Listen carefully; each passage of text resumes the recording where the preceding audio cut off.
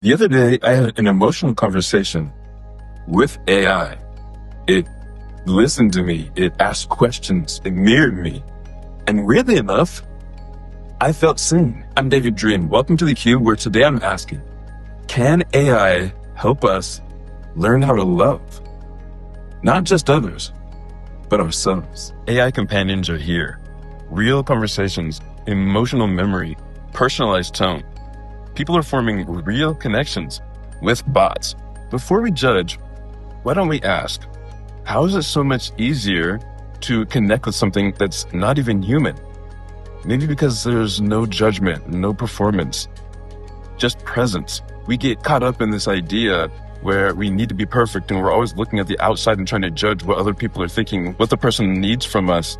And then we get caught up in our head and we're not able to just be present with the person that we're with. We're too caught up in the societal judgments. We're too caught up in the pressures that people put on us for how we're supposed to perform or behave in social interactions. So when I tried it, the AI bot, it listened to me, it asked questions and even remembered my answers the next day.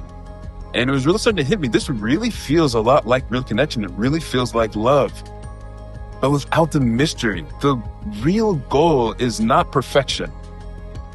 It's just about being real. The videos that get the most view aren't the ones with the best editing and the best perfect speech and dialogue. It's the ones that are relatable. And that is what AI can do for us. It's the finger pointing at the moon, but not the moon itself. Because the real connection, it lies in those awkward pauses and in those shared breaths and those missed cues and being able to recover from those and the humanity that occurs. And that's where the real connection occurs. And in our society, we opt out of that. We have these niceties and these ways that we think is just moving us forward and able to be social lubricants so that we can create things and get along in society. But we're missing the whole point, because in those moments of authenticity, of realness, of mistakes, that's whenever the real connection happens. And that is a place where our humanity lies. And that's why AI it can point us in the right direction and show us where we're not showing ourselves and each other love, but it can't do the replacing and it can't do the actual loving and the connection for us. That's on us to do. For example, and here's one that trips me out.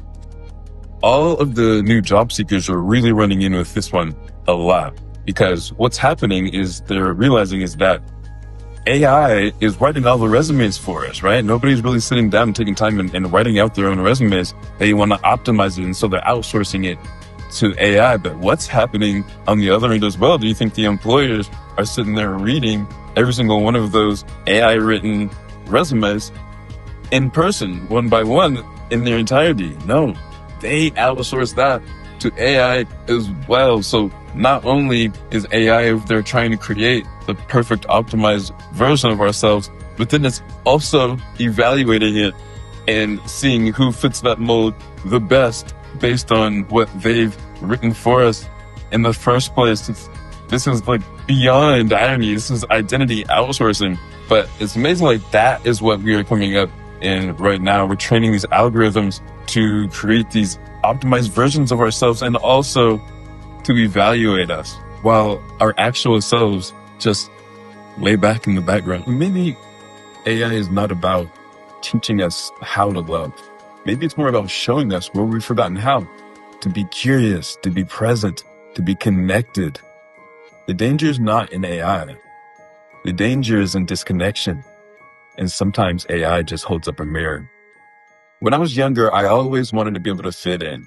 It was really tough for me, but I was really able to read a room and I could figure out how to be a chameleon and fit in the best way possible. It wasn't really the real reflection of me and what I had going on inside me, but I knew how to show up to be able to act like I was connected, right? And this got me through to a certain level. But as I got older and really started to figure out who your friends are and what you like and who you really are, you start to realize that these relationships, they weren't real and they weren't fulfilling. You know that feeling whenever you're with somebody and you still feel alone?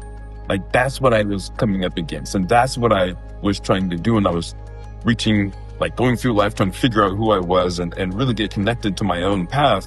And I was just realizing that it wasn't working out. So I was over here trying to please everybody.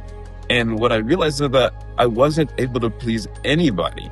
Because you really can't do that, right? I mean, everybody's got to take care of themselves. And if they want something from you to try and fulfill them, then they're missing the mark. Because first of all, you can't do that for them as well as they can. You've got to take care of yourself and give from your overflow. Then you're giving from the energy of fulfillment and not from the energy of lack. And what I was trying to do was be everything to everybody, realizing I was being nobody to everyone, including myself. And it wasn't until I learned that lesson, because it took me getting to the point, I was stubborn. It took me getting to the point where I was like, okay, listen, I have done everything that I can. I've been pulling out my hair at every stop and trying to figure this out, trying to please everybody. You know what? Screw it. I'm done with that. And when I did that, that's when everything switched, and that's when the magic happened. People started actually connecting with me. Since I was putting out my authentic energy, people that matched that energy were showing up in my life. People who were aligned with where I was trying to go in business and life and society and my social relationships. The real energy started matching me, what I was putting out. And so it was like I found my true connection and my true vibration. And when I started putting that out, everything else shifted and everything else changed. So it's not about being on the outside, and that's what the inside out method is. Our default is the outside in method, right? We look out and see what everybody wants us to be, and then we form ourselves to be that thing, and that informs who we are. The inside out method is the exact opposite of that.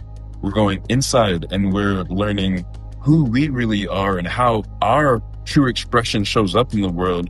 And then we're putting that out and we're vibrating that out so that our true vibration and things that match what we're putting out can come in an authentic way. And so if we're trying to create love, magic, career, a future, whatever, then we have to do the one thing that AI can never do. And that's be unapologetically human. It's be unapologetically human.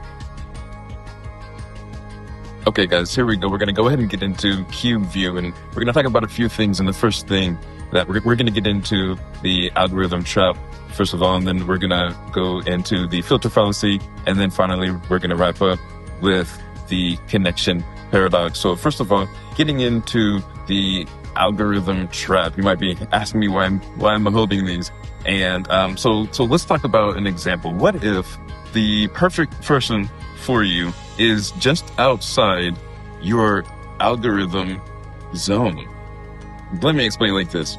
So how the algorithm works is the algorithm picks up on what we choose and on our patterns that we do repeatedly, and then it shows us more of that, right? So basically it can kind of keep us stuck in this pattern, because what if we're choosing and we're not in our most expansive form, right? Like, what if we're having an off day? It's going to influence the kinds of things that we pick. And so the algorithm is going to recognize those patterns, and it's going to show us more of those things whenever we're in that energy of not necessarily our expansive phase. So the algorithm optimizes for our patterns, but not necessarily for our expansion. And of course, the same thing goes for our social media feeds. Right? You see, that's why it can turn into an echo chamber really quickly. Right? You're hearing the same voices, you're hearing the same ideas, the same thoughts. And it's not necessarily feeding your expansion, right? It's feeding you more of where you already are, not where you're trying to go. So take a second right now and think about what might be hidden from your own algorithm. All right, guys, thanks for hanging out on theCUBE. And as always, I want to give you some practical applications, something that you can utilize right now as soon as you click off of this video, and something that's going to help you make an impact in your life immediately. And so I want to teach you a little bit about the inside out method, and then I'm going to invite you to a challenge. And so inside out method, we know, is the antithesis to the default or social default, which is the outside in method, right? We get our information from outside, and then we let that inform how we feel and how we respond and how we act and feel and all of this. So the inside out method is the opposite of that, right? We take our feelings and we really get in touch with that, and we look inwards and we feel how we are wanting to influence, how we are wanting to show up, and how we are wanting to express in the world. And then we have that inform our actions, thoughts, and deeds and feelings and all of this. So what I want to challenge you to do is, for the next 24 hours, every social interaction that you have, before you respond, before you say something, before you interact and express your part, I want you to take a minute and go inside. It might seem awkward at first because it's gonna seem like might be social awkward pauses, something like that. But just remember, that's how you connect. Those are the moments whenever it's really real. And it's because, one of the reasons is because it gives you a chance to go inside and see who you actually are and how you're actually wanting to show up in that moment. So what you're gonna say and do and act and feel is gonna be something authentic. It's gonna be something real. And the other person that you're speaking with, they can pick up on that and they know what is going on there, and they can tell whenever you're not being authentic. So if any part of this resonates with you, and if you have a desire and an ache to connect deeper, if you or just want some just like deeper connection and just less social performance, then I want you to just go over to my website and let's talk. Just schedule a free session with me and we'll cube. Let's cube about it. So, all right. That's it. That's what we've got today. I want you to be sure to tune in next time for our next episode. We're going to talk about the celebrity breakup blueprint. We're going to talk about what we can learn from authenticity from couples whose whole love life is in the complete public eye. So thank you so much for tuning into the Cube today. And I'm really looking forward to you just letting me know in the comments about some of the stuff that's going to come up for you in the next 24 hours whenever you're just utilizing the inside out method and really realizing that you're expressing from a place of authenticity and not being influenced from all the racket that's out there. So thank you so much. Zoom out. And then finally on Cube View, we're going to get into the connection paradox. And guys, this one's an important one. Please pay attention to this. Okay? This is starting to get dangerous, all right? Because lonely people that aren't connected are dangerous to themselves and us as a unit, as a whole. Now, we know that it's more beneficial for our connection to be real than to be perfect, right? We talked about how it's just better to show up and actually make the mistakes because that makes people trust you and show up more. But here's the problem is that society tells us something different. In our society, it tells us to make ourselves small. It tells us to there's a certain parameter, a box within which we can operate to be socially acceptable. And we need to switch that. We need to flip that. Okay, it's starting to, I know in my head, I had to get to a point where I was like, okay, I've been following the norms. I've been trying to please everybody. I've been trying to perform in this certain way. And it's just not working. So you know what? Screw it. I'm going to just express how I want to express. If I can't make anybody else happy, I'm going to make the one person I can't make happy, and that's me. But little did I know that whenever I did that, then that is whenever everybody else started coming around. That is whenever people started being attracted to my energy. And so really, I want to issue a challenge. I want to implore you to go against those social norms. All right, really think about the way that we behave and that we interact with ourselves and each other, and think about how much of it comes from us, how much of it is really you, and start to understand how much of it is just societal pressures telling you to be something that you're not.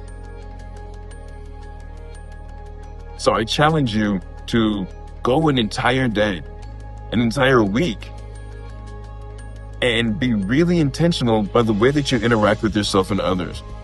Even journal about it. And you're going to start to unravel a whole bunch of things that you didn't really understand and see before. And so that's what cubing is all about. It's about helping you to get past all those social norms and really recognize and realize what's been done and what you're doing and where it's coming from, and really getting to the core of that authenticity. So I challenge you to really go deep and focus and pay attention to where is it coming from?